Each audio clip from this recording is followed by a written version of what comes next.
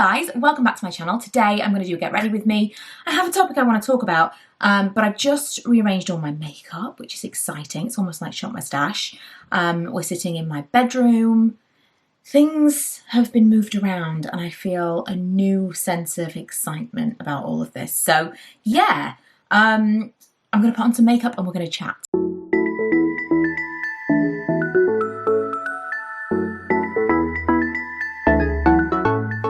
Guarantee this is the wrong chair for me to be sitting on because I'm like this. If you know me at all, you will know I suffer with tech neck, effectively. It's like constantly being like this on my phone or on my laptop, or like right now, and I'm actually getting a hump. It's not ideal and it's like a constant pain. So doing this is not great. We'll work on that for next time, but otherwise I'm really enjoying this setup and I think the lighting's going to be good. So, the topic of conversation, should we talk about the makeup, shall we? I'm thinking of trying some primers. Would you guys be interested in like a full rundown of like what's in all of these drawers? Because I have moved everything around so I can actually see it a little bit better now. And the primers and the like base products that I didn't really know that I had before are all kind of laid out differently. So I can kind of play around with it a little bit more. I'm going to use, I seem to remember really enjoying this way back when, the Laura Mercier foundation primer. The one I've got is Radiance. I've had this for a really long time, so who knows if it's still good. I guess time will tell, but I'm going to put that on because recently my skin has not been fantastic. And whenever I put makeup on, I'm like, doesn't look better though, does it? So, kind of on that topic, I've noticed more and more during lockdown, I've looked at my face, I've looked at pictures of myself, looked at myself in the mirror. I think I'm just kind of like living with my naked face a little bit more than I usually would.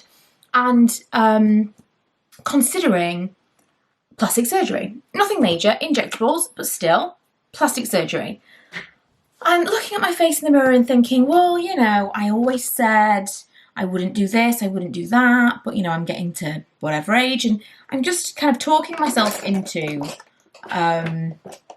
various procedures. Also, I feel like that is not quite what I want. I'm going to put a little bit of something else on as well, I think, because this is not, it's kind of tacky. I wanted more hydrating than that, I think.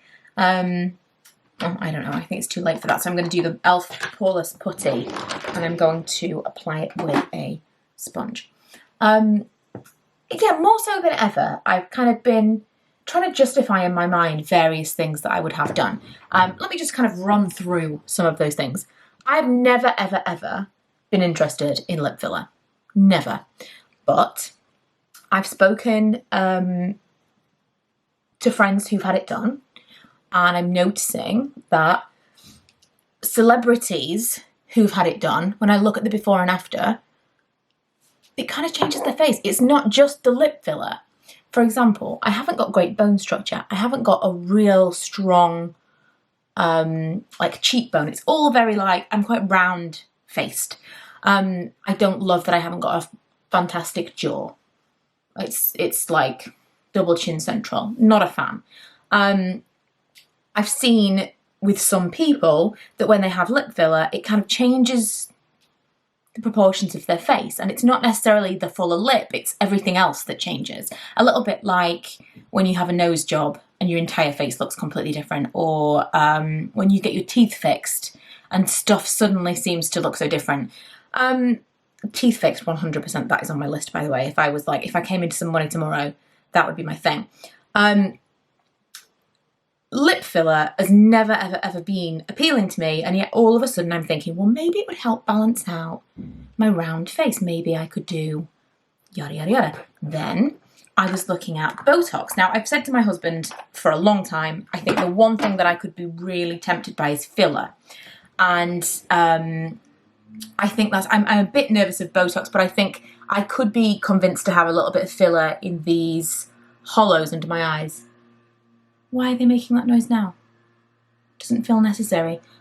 These kind of hollows under my eyes, I feel like I could be convinced that that was a good idea.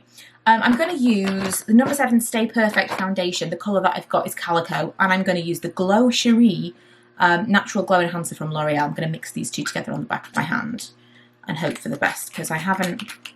It's nearly finished. Oh my goodness. I had no idea how little of this I actually had left. Have I even got any?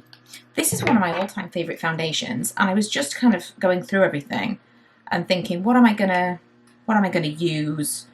Should I be getting rid of some of this stuff? And I found this, I'm like, oh, this is definitely my winter foundation of choice. I'm clearly running out. So yeah, the hollows under my eyes, I've also always thought in pictures, it makes me look like I've got dark circles when I haven't, and I'm just kind of not a fan of that, that I could potentially be tempted into. But I've read a lot about it, and effectively, a little bit like when you have a baby, your body changes, your body kind of stretches out, and then you're left with this like saggy skin. And I'm also very conscious that that is super loud. I'm very conscious that it might, hang on, it's my dad, he's mowing the lawn. Super well timed. I don't know if he's finished, but we're just gonna continue. I thought it started again. Right, also I'm gonna put, while I'm here, I'm gonna put on my concealer, which is the Born to Glow from NYX. I'm really enjoying this one. I will tell you in a second what the colour is. Vanilla. And I've got this e.l.f. jelly highlighter, which I never use. I have no idea what the colour of this is because I think it had a sticker on the bottom. Oh, hang on, here we go. Cloud. And it's like it is like jelly, but I literally never ever reach for this. So again, a good thing in picking all of this stuff out that I actually rediscovered. So as I was saying, I'm very conscious that when something becomes larger, like for example when you have a baby, and you're pregnant, or rather when you're pregnant you have a baby, or gain weight in any way, you end up stretching out that skin, and then when that weight goes away, then you're left with looser skin. So theoretically, that should work the same way in your face. If you're filling your face with things, then surely, and including your lips, surely you're stretching out that skin, and eventually it's going to be saggier than if you hadn't done that. This is my kind of thought process behind it. I have absolutely no ethical problem with people having work done. I just think, is it actually going to end up being worse than what you have?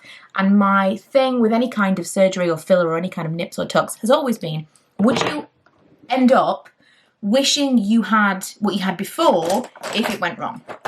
And up to this point, I haven't been so unhappy with something that I've thought anything would be better than this. And I'm sure, we all go through those phases of wishing we had different whatever, but that is the thing that kind of just ultimately stops me short of actually having anything done.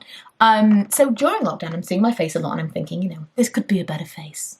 I could probably change this slightly and have some improvements done. I have had microblading, which I think makes a massive difference to my face. How much further is it to have some injectables? I was really kind of going down that path of really convincing myself that this was normal. I messaged my friend and I was like, I've decided the thing I'm going to have done, and this was one of many messages, I'm going to have some Botox or some filler here, just right there. You can potentially see that line. That's always there now. And at the time of recording, that's still very much a possibility. I may have that done. But I was thinking about this a little more, and I just thought, why do I think this is normal? I think it is social media. I don't think it's necessarily a healthy thing. I don't enjoy comparing my face to other people's faces who have been nipped and tucked. Again, no judgment that they have been, but it's so normal now to have lip fillers or to get rid of any kind of flaws that it makes you feel abnormal. It makes you feel like there's something wrong with your face because so many people on social media have had little tweaks. And it's just such a strange time now. It's so difficult to kind of reconcile that's a face with that's also a face, but that face has had some work, and it's so normal. And Ella mentioned to me the other day something about having her lips done, and that really kind of pushed me over the edge. I thought, this is crazy. My secondary thing has always been wait until I'm like late 50s, 60s. Who knows how much time we have anyway, but I feel like at that point, if we're talking about aging, because I don't think, nips and tucks necessarily age very well. I think at that point, I would potentially have a little bit of something done to Rejuvenate. I can't get this thing off. I'm using the e.l.f. Bite Size. Is it going to tell me? Yes, it is. There we go. This is called Cream and Sugar. It's a little bite-sized palette. Just a little 4. I bought these ages ago and haven't used them yet, so exciting. So yeah, I always thought maybe I would do it at some point. Again, this is why I really I want to just put it out there. I don't care. If you've had things done, more power to you. The reason that I haven't had things done is mostly vanity related. Mostly because I am concerned that the long-term effects of that won't actually be positive.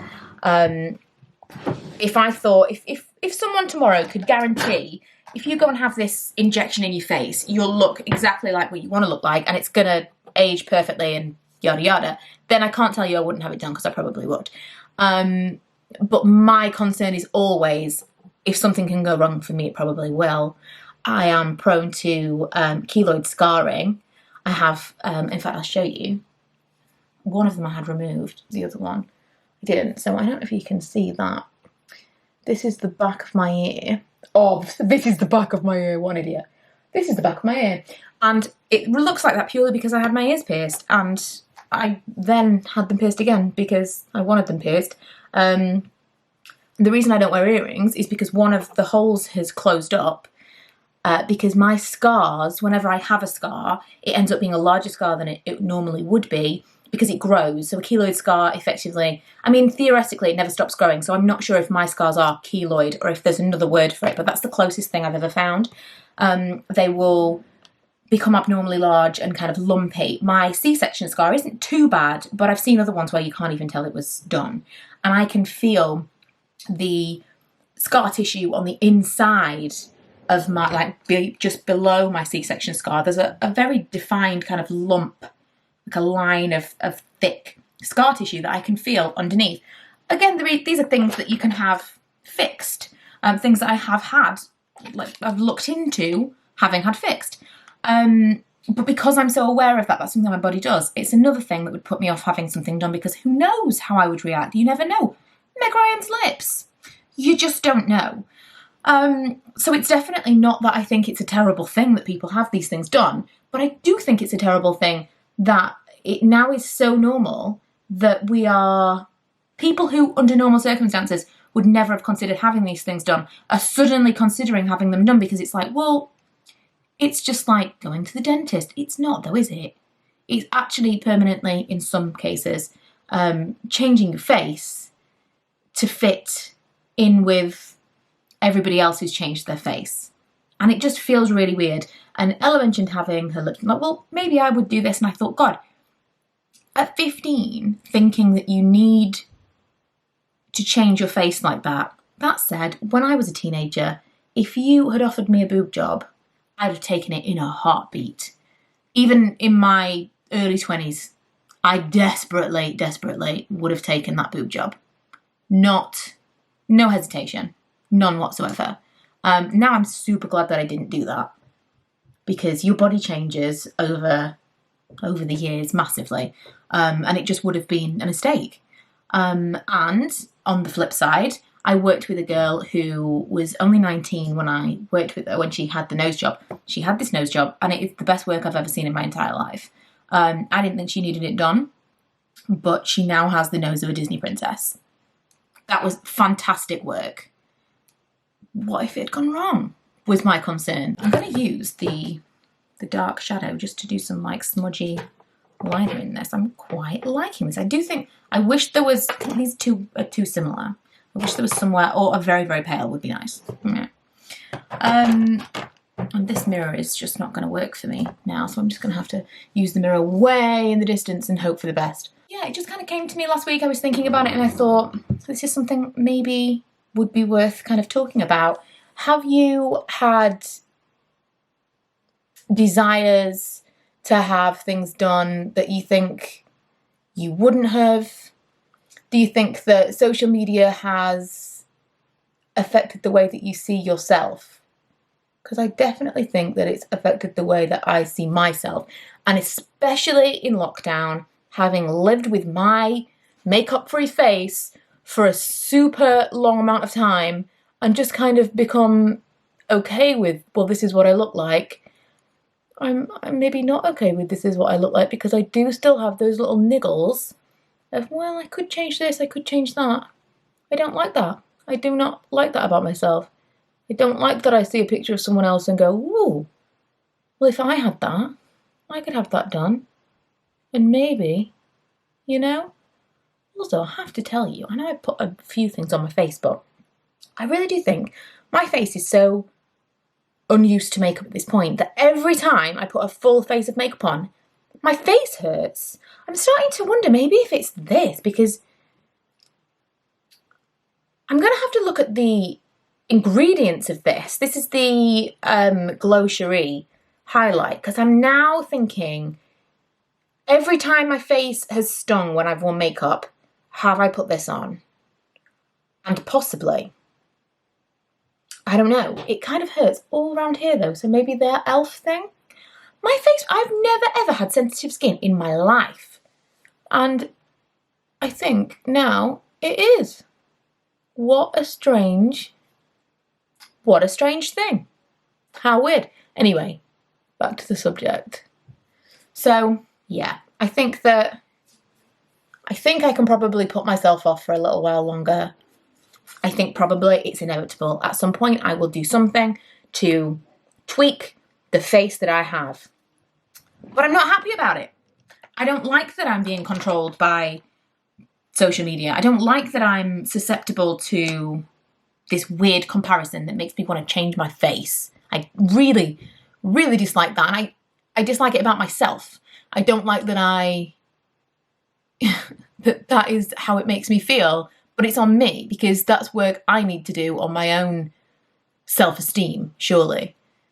But I know I'm not alone. And especially parenting in this age of, like, if I'm susceptible to this, imagine how teenagers feel. They must just constantly look at other people, look at all these filters. Jeez, someone showed me the other day, because I've never used those like Facetune apps. I just don't think it's going to be great for my mental health to do that. And I don't use filters very often. But someone showed me the other day a filter where they were like just messing with things and they were like pulling their lips out and changing things. Incredible. It's absolutely incredible. And it's just no wonder we all feel so unhappy with ourselves when that's a thing. When you just automatically filter your face or you tap a button and it says you'd look better if you look like this. I don't like it, guys. Do not like it. I'm going to try, I've used the Lash Sensational primer from Maybelline, the Lash primer. I was sent this the other day and I didn't think it was all that. It's the Air Volume Mega Mascara from L'Oreal. Quite like the packaging. It obviously is supposed to look like a balloon. So that's cute. It's got a very big brush. Now this is very similar to the Lash Paradise, which I do quite like, but the formula is just like very meh. It's not thick, it's just, ugh, what's the point? So I'm going to try it with the Lash Sensational primer because I personally think this primer can make anything work. I really, really like it, to the point now where I'm considering trying some high-end primers because I think maybe there's something to it, but I don't know if I would need it or want it to be any better than that. I really don't. Right, I'm going to use a blush. Which blush am I going to use? Ooh, I'm going to use a lipstick. Very excited about this. I might use...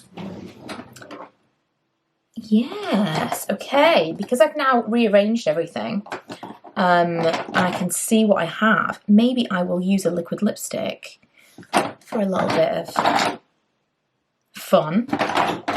I do have to pop to the shops when I go and collect Ella in a little while, but tempting, do I go super, super dark? Would that, I was going to say, would that be crazy with these eyes, but who's going to see it but you guys? Literally nobody. I actually found this, which was a favourite for a while. It's the NYX Powder Puff Lippy in Best Buds. And I loved this, and I think this will be perfect. Right, I'm going to do a little bit of blush. I can also, just like, I tried to make everything so perfect, and everything was in lines and whatever, but it wasn't easy to get to. So instead, I've moved everything around so that I can, like, just rummage, and I'm so excited about it. Oh, do you know what I'm going to use? I haven't used in ages. MAC Stereo Rose. This used to be like my blush of choice. MAC Stereo Rose with this brush was everything. I think it's still limited edition, so occasionally you'll be able to get it, but I think I mostly liked this for its highlighting quality, because at that point I wasn't super into highlight. Oh, it's so pretty. Wasn't super into highlight. I found it really difficult to work with. Now I'm super into like liquid stuff, liquid highlights. Oh, it's so nice. It's exactly. Do you know what? I don't know why I haven't tried a mineral skin finish. You know, like a natural one. Like what was it called? Soft something. What was the one that everybody had? It was called Soft something, right? That's not just me. I think it was. Okay, the Powder Puff Lippy. Let's see. I actually just bought one of those. I've just noticed some creasing under my eyes. I just bought one of those new powder. Is it called Powder Kiss? From MAC. When I saw Sam Chapman wearing it on Instagram, I went, oh my god, I need to try that. I haven't really been like struck by anything from MAC for a long time. This is the Wet n Wild Photo Focus. I don't know if this is available in the UK. I got this in New York at the beginning of the year. Do you remember when we used to be able to go to places? Just going to put it on the inner corners, because again, it kind of knocks out that hollow that I don't like. Maybe on my chin, on my T-zone in general. Got a lot of texture on my forehead right now, which is unusual. It is a strange one for me. Yeah, I haven't really been into anything from MAC for a really long time, so she totally sold me that. I have another Boots haul coming because I had so many points. Look at this, I've got like weird rashy stuff going on. My skin doesn't like makeup anymore. What was I saying? I have another Boots haul. Very excited. I'm going to try the mascara. Prepared for it to be terrible, but I think it can be saved by... Yes. It can be saved by the primer. Now, I'm reserving judgment on this mascara because a lot of the ones that I love are not great straight out of the tube, like day one. They need some time to dry out. And I do like a lot of L'Oreal mascaras, so I'm going to just kind of keep on keeping on with that. I'm going to keep it in my top drawer and I will let you know. But I've got like an eyelash in my eye or something. What was I going to say? What I like about the primer is it totally gives me that false lash effect without having to mess around with false eyelashes. I love it. Ooh, I think what it was I got some mascara on my hair and then that hair got in my eye because I can see it out of the corner of my eye now. Now tell me, what are we talking about? Because I have no idea. I'm going to set with the Morphe Continuous Setting Mist. But this is, whoo, that was a shower. This is the matte one. Hang on. I feel like I missed a bit. Because I feel like, oh no! I didn't wait for my mascara to dry. That's on me, guys. Oh, this is really not ideal. That mascara is very wet. Buyer beware, jeez. Yes, I'm hoping that between that primer and that setting mist, we may stay put with the mask I'm going to have to wear to the shop, but we'll see, we'll see. So yeah, in conclusion, would you have anything done? Have you had anything done? Do you feel like you have or would have something done because that maybe you wouldn't have previously? Do you see my point? Do you think that social media has made you less happy with your face? Because I do think it's made me less happy with my face. I think that the current situation that we live in, just generally the current culture, has made it so normal to change your face that I don't like it. I don't like how normal it is for us to just go and, oh, you don't like this, there's a solution for that. But I'm not above it. I don't like it, but I may end up succumbing into it myself as well. So yeah, I would just really like to know your thoughts. either way. I think it would be an interesting discussion. And perhaps we'll do a little chat live about this later on, because usually when I bring things like this up, there are some like points of view people bring up that are quite interesting, and I think it's a better two-sided conversation. So yeah, thanks for watching. If you haven't already, don't forget to subscribe, and I will see you guys next time for something a little less heavy with hopefully less mascara smearing.